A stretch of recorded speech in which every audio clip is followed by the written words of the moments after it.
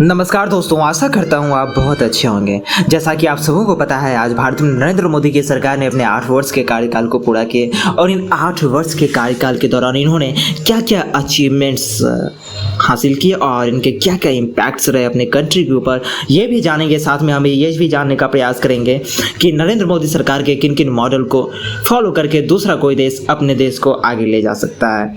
दोस्तों, मैं हूं श्री रूपेश कुमार और आपका तहे दिल से स्वागत करता हूं एजू जंक्शन फैमिली में।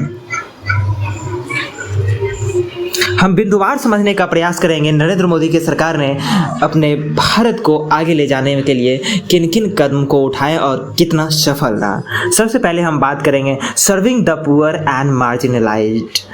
किसी भी सरकार की यह पहला दायित्व होता है कि समाज के सबसे पिछले तबके तक पहुंचा जाए और इस पिछले तबके तक पहुंचने के लिए फाइनेंशियल इंक्लूजन की सबसे अच्छी व्यवस्था को देखा जा सकता है, जिसमें 450 million Jan Dhan bank account खोले गए, जिससे गरीब तबके और समाज के जो पिछले श्रेणी में बने हुए लोग हैं उन्हें हर तरह की योजनाओं का लाभ मिलना आसान हो गया। Second one is ensuring farmer welfare.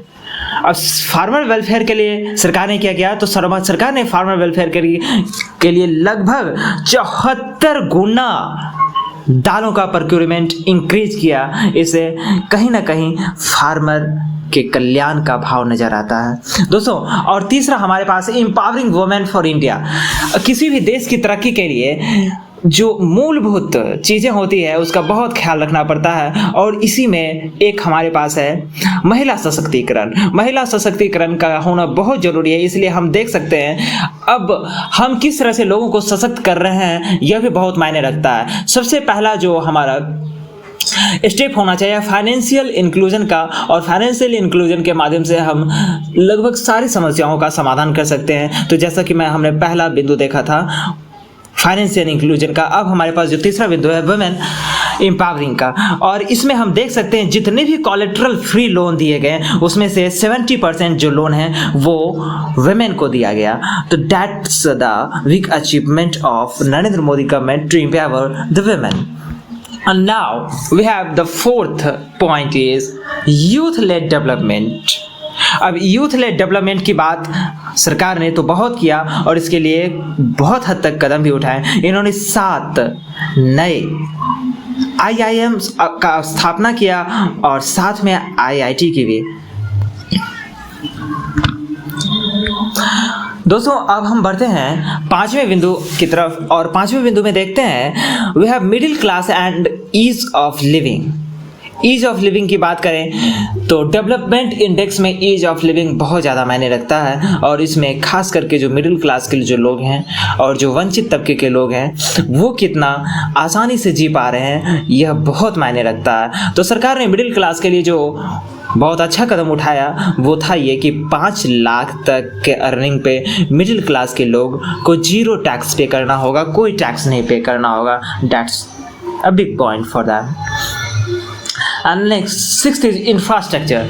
किसी भी देश की तरक्की का अंदाजा वहाँ के इंफ्रास्ट्रक्चर को लेकर के भी लगाया जाता है। वहाँ की इंफ्रास्ट्रक्चर कितनी ज़्यादा अच्छी है यह बहुत मायने रखती है। सरकार ने 100 लाख करोड़ गति शक्ति योजना के अंदर बजट किया है जो इंफ्रास्ट्रक्चर को स्केल अप करने के लिए बहुत ज़्यादा मददगार रहेगा। अब हम बात करेंगे दोस्तों 7th point, and in the 7th point we have healthcare and pandemic management।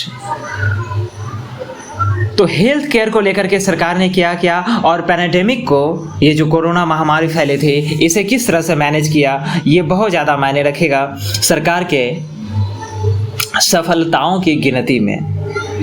दोस्तों, सरकार ने Indian government has administered 1.9 billion COVID-19 vaccine just in our year, जो कि बहुत ज़्यादा मायने रखता है और एक वर्ल्ड स्टैंडर्ड साइंटिफिक और रेगुलेटरी प्रोसेस के द्वारा इन्होंने इन सारे हेल्थ केयर मैनेजमेंट को करने का प्रयास किया। ये एक सफलता में एक नई कदम जोड़ा जा सकता है सरकार के। And now we have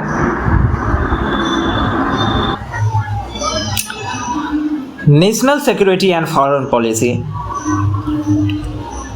सरकार कितनी ज़्यादा मजबूत है ये तब पता चलेगा जब आप नेशनल सिक्योरिटी को लेकर बहुत ज़्यादा मजबूत हो, और आपकी फॉरेन पॉलिसी कितनी मजबूत है ये बहुत ज़्यादा मायने रखता है। तो इसीलिए हम देखते हैं कि इन 8 वर्षों के दौरान 0 टेरर अटैक्स हुए outside Kashmir and Punjab and north east province. ये खास करके जो जम्मू कश्मीर का रीजन है, पंजाब के कुछ एरिया और उधर ईस्टर्न साइड के जो एरिया हैं उनकी अगर हम बात छोड़ दें तो देश में कोई टेरर अटैक नहीं हुआ। ये बहुत मायने रखेगा। जहाँ तक कि देखा जाए तो नेशनल सिक्योरिटी को लेकर के जो सबसे बड़ा कदम उठाया गया था 370 का एब्रोगेशन एंड 35 स्क्रैप्स, तो ये बहुत ज़्यादा सरकार के सफलताओं में गिनती किया जा सकता है। And now this is Narendra Modi comment during opening ceremony of COP26। हाँ, तो क्लाइमेट चेंज को लेकर के कितना ज़्यादा काम किया गया है ये भी सरकार की सफलताओं में से एक गिनती की जा सकती है। दोस्तों, now we have 9th economy and reforms. वैसे सरकार ने तो इकोनॉमी को के रिफॉर्म्स को लेकर के बहुत ज़्यादा प्रयास किया, लेकिन कितना हद तक सफल रहा ये आप भी देख सकते हो। लेकिन हम अभी इनके सफलताओं की बात करेंगे, जिसमें से देखेंगे कि सरकार ने अपने टोटल एक्सपोर्ट्स को, इंडिया ने अपने टोटल एक्सपोर्ट्स को बढ़ाने में बहुत ही ज़्यादा कारगर साबित हुआ है, जो कि 21-22 के दौरान $670 बिलियन का एक्सपोर्ट्स हुआ, जो कि सबसे अधिकतम एक्सपोर्ट्स अब तक का रहा। तो ये इकोनॉमी रिफॉर्म्स के तौर पर देखा जा सकता है। आपके देश में कितना अच्छा से कोई कारोबार कर पा रहा है यह बहुत ज़्यादा मायने रखता है, क्योंकि जो पूरा देश, जो पूरा सिस्टम है वो इकोनॉमी पर ही तो डिपेंड होता है। और इसके लिए ईज ऑफ डूइंग बिजनेस को लेकर क्या कदम उठाए गए हैं वो हम जानेंगे, जिसमें से हम देख रहे हैं 1400 जो बिना काम के जो लॉज बने हुए थे उसे हटाया गया, और लगभग 2500 ऐसे डॉक्यूमेंटेशन कार्य, जो डॉक्यूमेंटेशन वर्क होते हैं उसे ख़त्म किया गया, यानी बिजनेस को करना आसान किया गया। तो ये 10वां बिंदु रहा। And now we have 11th point is making north east a growth engine. आप भी दोस्तों, अगर आप कोई पढ़ाई कर रहे हो तो आप भी अपने जीवन में हमेशा ये याद रखो कि आपकी जो सबसे वीक पॉइंट है उसे बहुत ही कस के पकड़ो और उसे आगे ले जाकर इतना मजबूत कर दो कि कभी आपको सोचना ना पड़े। हमारे भारत सरकार ने भी नॉर्थ ईस्ट को लेकर इतना ज़्यादा सोचा और इतना ज़्यादा वहाँ काम किया। Iconic infrastructure project such as Bogibeel bridge का निर्माण करवाया। ये बहुत ज़्यादा मायने रखेगा, जहाँ की 6 नए एयरपोर्ट नॉर्थ ईस्ट में बनाए गए, 21 नए मेडिकल कॉलेज खोले गए, वहाँ पे फर्स्ट एवर गुड्स ट्रेन जो मणिपुर को पहुँची। तो इस तरह से नॉर्थ ईस्ट के विकास में एक नया छलांग देखा गया। अब हम बात करेंगे दोस्तों 12th पॉइंट की, जो है कंजर्विंग कल्चरल हेरिटेज। किसी देश की पहचान उसके कल्चर, उसके इकोनॉमी, वहाँ पे रहने वाले लोग, वहाँ के रहने वाले लोगों की लाइफ एक्सपेक्टेंसी क्या है, वहाँ के रहने वाले लोग कितने अच्छे से रह पा रहे हैं, कितने खुशहाल हैं, यानी whole that is development index. तो ये सारी चीज़ें मायने रखते हैं। तो हम देखेंगे सरकार अपने कल्चरल हेरिटेज को संवारने में और उसे उभारने में बहुत ही अच्छा कदम उठाया है, जिसमें देख सकते हो आप श्री राम टेम्पल जो अयोध्या में बनाया जा रहा है, डेवलपमेंट ऑफ केदारनाथ है ना, काशी हेरिटेज कॉरिडोर। तो ये सारा चीज़, करतारपुर साहिब कॉरिडोर जो कि सिख भक्तों के लिए बहुत ही ज़्यादा मायने रखता है। तो इस तरह से हम देख सकते हैं कल्चरल हेरिटेज को लेकर के भी ये सरकार बहुत ही ज़्यादा काम करती रही है। Now we have 13th point is tech powered India। आप देख सकते हो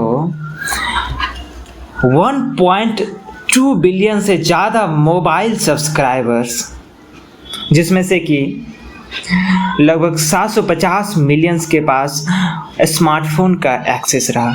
कुल मिलाकर हम यह कहना चाह रहे हैं कि लगभग 10 रुपये से कम में भी हमें 1 GB डाटा मिल जाता है, जो कि विश्व के सबसे सस्ते दरों पर हमें डेटा उपलब्ध हो पाता है। और ये डेटा ड्रिवन इकोनॉमी जो है हमारे देश को आगे ले जाने में, हमारे देश के निचले से निचले तबके तक ज्ञान को बांटने में बहुत ही ज़्यादा मददगार साबित हो रहा है और देश को एक नई दिशा प्रदान करने में बहुत ज़्यादा इसका योगदान है। Now we have Narendra Modi addressing on 74th Independence Day from rampart of Red Fort in New Delhi on 15th of August.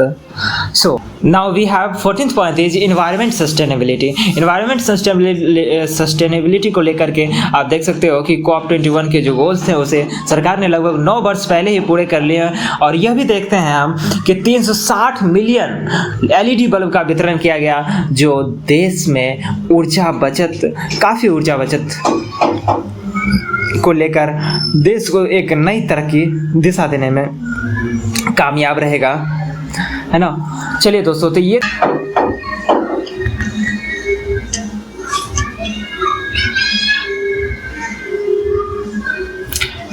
तो मैं आपको बताता चलूँ दोस्तों, मैं हूँ श्री रुपेश कुमार और अगर आप हमसे जुड़ना चाहते हैं तो आप हमें टेलीग्राम, फेसबुक, यूट्यूब और ट्विटर इत्यादि के माध्यम से जुड़ सकते हैं। ये रहा हमारा लिंक।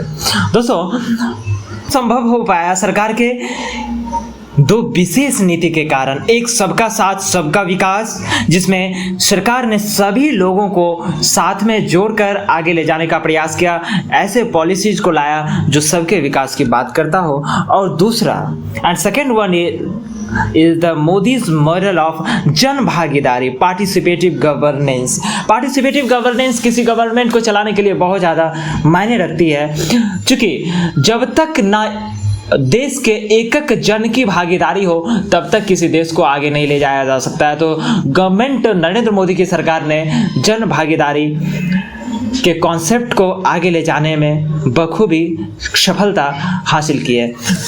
दोस्तों, ये कुछ 14 पॉइंट थे जिसे कोई दूसरा देश भी फॉलो अप करके अपने देश को आगे ले जाया जा सकता है, क्योंकि जो मेन मूलभूत सुविधाएं होती है ये देश की जनता को प्रदान करना सबसे ज़्यादा ज़रूरी होता है किसी देश को आगे ले जाने के लिए। और इस तरह से आज हमें गर्व होता है अपने भारत देश के ऊपर।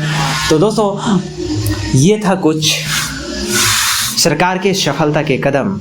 हम मिलेंगे किसी दूसरे दिन किसी दूसरे वीडियो में, तब तक के लिए आपसे विदा लेता हूँ। धन्यवाद।